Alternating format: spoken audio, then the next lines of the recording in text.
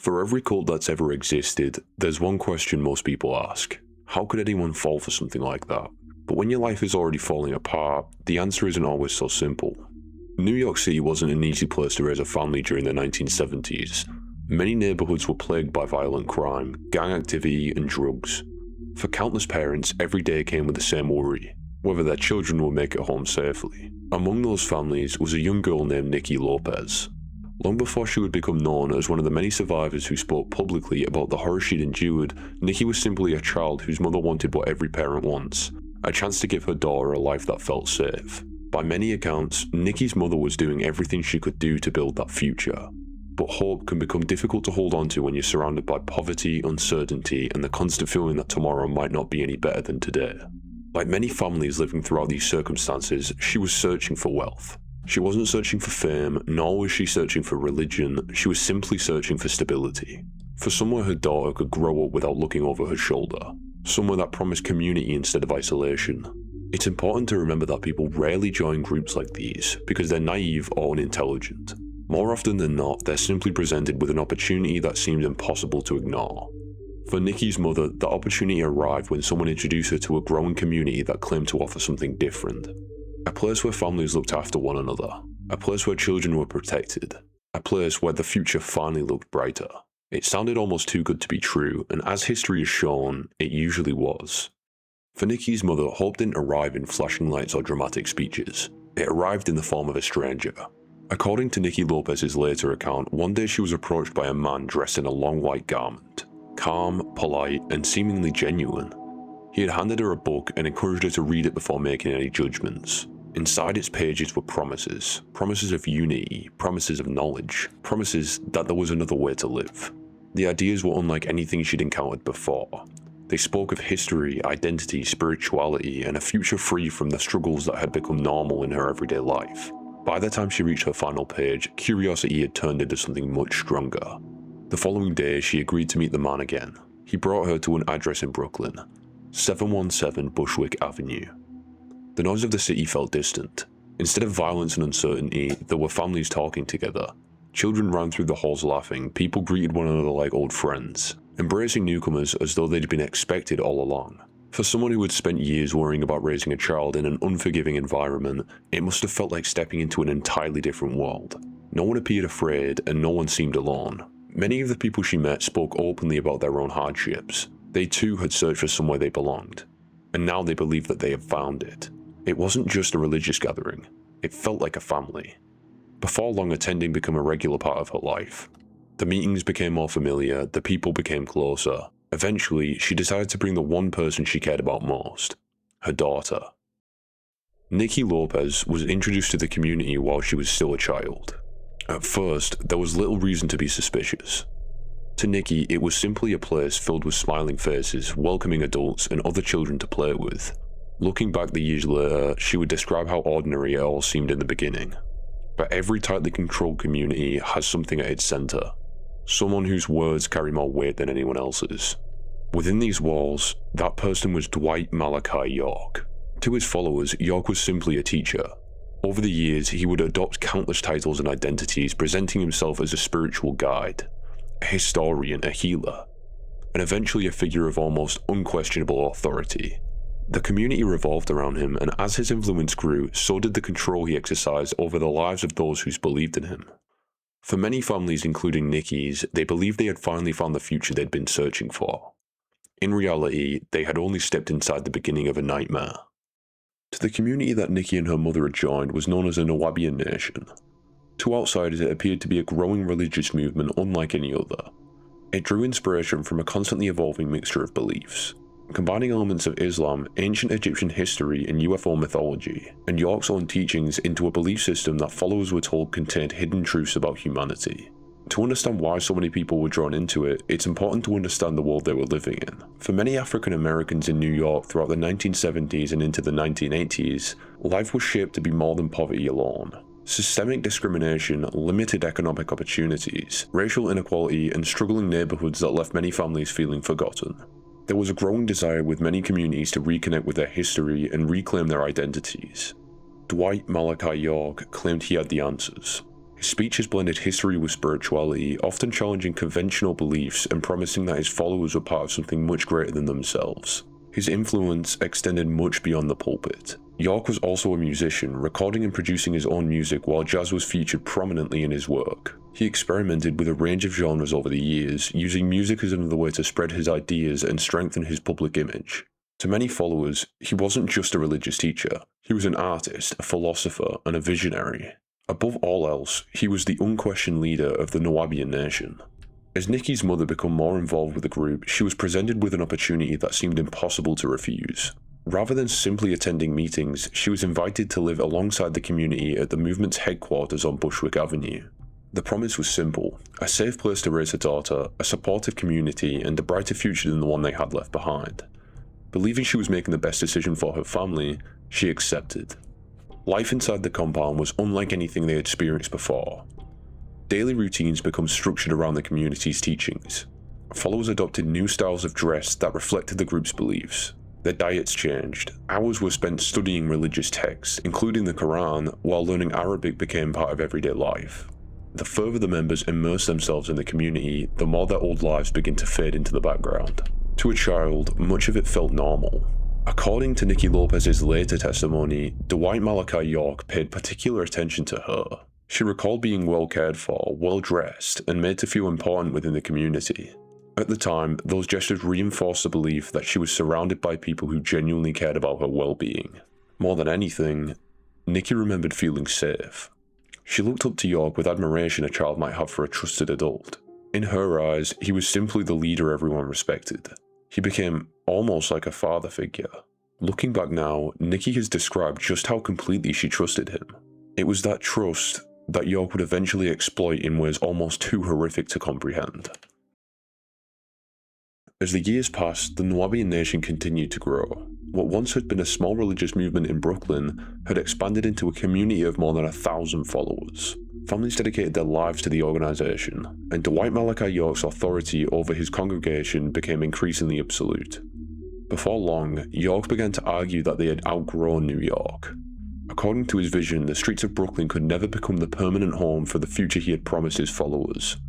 If the Nuwaubian Nation was truly destined to become an independent people, they needed to find a nation of its own. He encouraged followers to think of themselves as separate from mainstream society.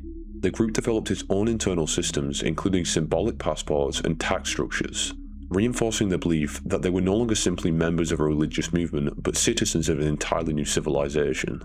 Then came York's most ambitious plan yet. Nearly 900 miles south of New York, in a quiet farmland of Putnam County, Georgia, he purchased hundreds of acres of rural land. It was isolated, expansive, and far removed from the scrutiny of city life. To his followers, it represented a fresh beginning. Families packed up everything they owned and left New York behind, believing that they were helping to build a promised land. But as the community transformed, so did its leader. Throughout the years, Dwight Malachi York consistently reinvented himself. One day, he appeared dressed as a cowboy. The next, he claimed to be an extraterrestrial being known as Yonan, presenting himself as a messenger from beyond Earth. His teachings shifted just as frequently, blending mythology, science fiction, religion, and conspiracy into an ever-changing belief system that followers were expected to accept without question. Eventually, York settled on perhaps his most enduring identity.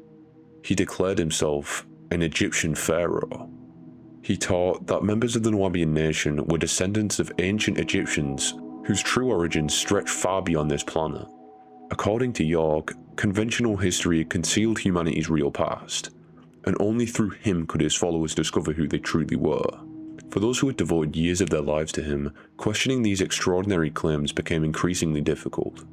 Faith had long since replaced skepticism. As construction began, the landscape of rural Georgia changed with it. Massive sphinxes guarded the entrances. Artists were commissioned to paint vibrant murals across the property, depicting ancient Egyptian imagery intertwined with York's own teachings. What had once been ordinary farmland slowly transformed into something that looked entirely out of place. Curiosity spread throughout the country as more structures appeared and more followers arrived, each contributing to York's extraordinary vision. And with this came the kingdom's name, Tama-Re, or as many followers proudly called it, Egypt of the West. To those living inside its gates, it was proof that York's promises were finally becoming reality. To everyone else, it was the beginning of one of the most unusual and ultimately disturbing cult compounds America had ever seen. For years, the Nuwaubian Nation had sold its followers a dream. A place where children would be safe. A place where families could escape the violence, discrimination, and uncertainty they had left behind. For Nikki Lopez, that dream was all she had ever known. She had grown up believing that Dwight Malachi York wasn't just a leader of the community. He was someone to look up to, someone who actually cared, someone she believed would always protect her. But behind the smiles, the promises, and the image York had so carefully built, something far darker was unfolding. According to Nikki's later testimony, as she had begun entering adolescence, one of York's wives approached her with what seemed like an ordinary conversation. She explained that York himself would teach her about sex, describing it as an important part of becoming a young woman within the community. There was no warning, no indication that anything was wrong. It was spoken about as though it was completely normal. Nikki also recalled being told something that would stay with her forever, that whoever took a girl's virginity would be the person she remained connected to and loyal for the rest of her life. She didn't quite know how to respond. She was still just a child. She had spent years being taught never to question the adults around her, and especially not York. Then, everything changed. According to Nikki's account, she was left alone with Dwight Malachi York. The room suddenly felt different. The man standing before her wasn't a stranger, he was the man that she had laughed with, a man she had trusted, the same man she had looked to as a father. And in that moment, every belief she had about him began to fall apart. Nikki has publicly alleged that York sexually abused her in that room. She has described that day as the moment her entire world shattered.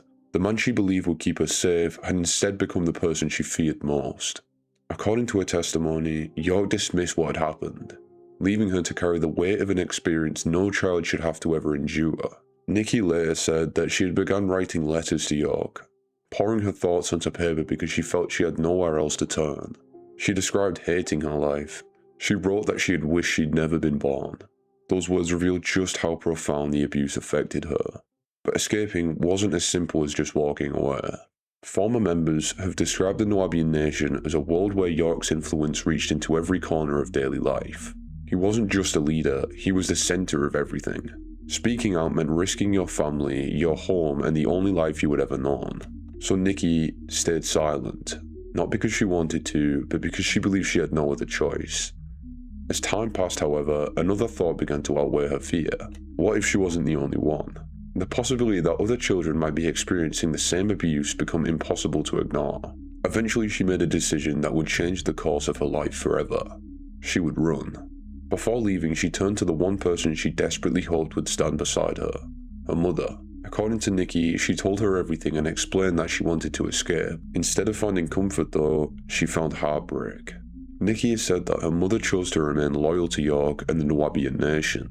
In that instant, she realized she would have to save herself. With nowhere left to go, Nikki tracked down a former member of the group, someone who understood the world she was trying to escape. They gave her shelter, safety, and for the first time in years, the chance to begin rebuilding her life. But Nikki wasn't content with simply escaping. She knew there were still children living inside the compound, still families who believed York's promises, still victims whose voices haven't been heard.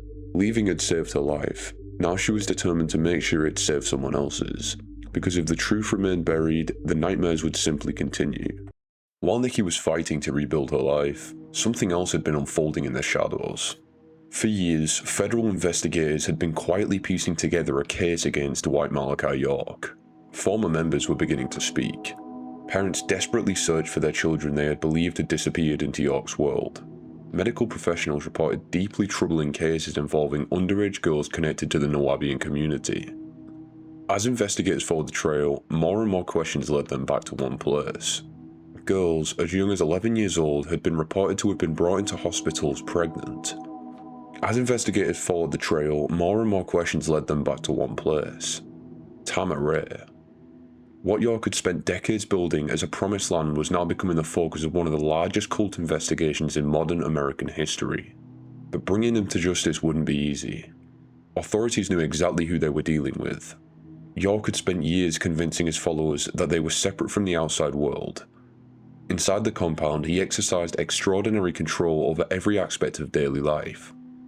and investigators feared that the direct confrontation could place innocent families and children in serious danger. As investigation continued, security around the compound became increasingly concerning. Armed guards watched the entrances, and law enforcement understood that one wrong move could have devastating consequences. They needed patience. More importantly, they needed someone on the inside. Someone who knew exactly how York operated. Someone willing to tell the truth.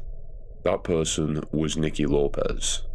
Her testimony, together with the evidence gathered from survivors and investigators, helped strengthen the case against York. For the first time, authorities believed they had enough evidence to make their move. The morning of May 8, 2002 finally arrived. Before sunrise, hundreds of law enforcement personnel, including FBI agents, US Marshals, Georgia investigators, and local deputies, assembled for what would become the operation that brought the Nuwaubian Nation to an end. But they weren't heading straight for the compound. Instead, investigators waited.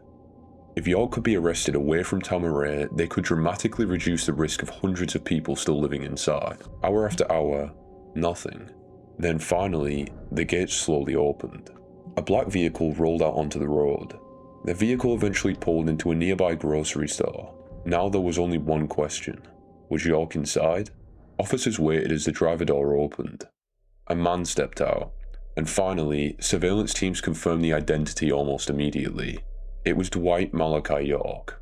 And within seconds, officers moved in from every direction. Caught completely by surprise, York had nowhere left to run.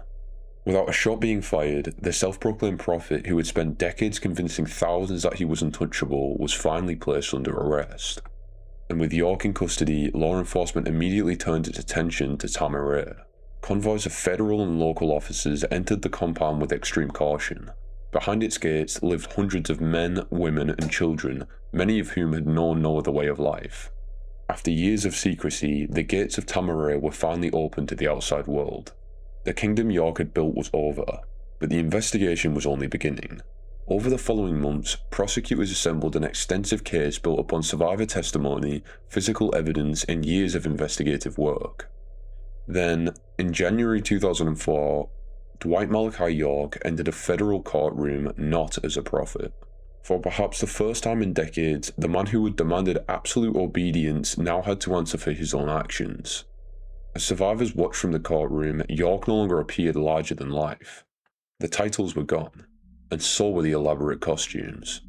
The aura of power had finally disappeared. He was no longer the man that they had once believed could do no wrong. He was simply an old man standing trial for his crimes. And on January 23, 2004, the jury reached its verdict. Guilty. York was convicted on multiple federal charges, including transporting minors across state lines for the purpose of sexual abuse, racketeering, and conspiracy, and he was later sentenced to 135 years in federal prison, ensuring he would spend the rest of his life behind bars. For the survivors, no sentence could erase what had happened. It couldn't give back their childhoods, it couldn't undo the manipulation of fear or abuse, but it could accomplish something many once believed was impossible. It proved that even the most powerful cult leader could be held accountable. As of today, Tama-Re no longer stands as the kingdom York promised his followers. It remains a reminder of how easily hope can be manipulated, how dangerous blind devotion can become, and why the voices of survivors like Nikki Lopez deserve to be heard. Because without them, the truth may never come to light.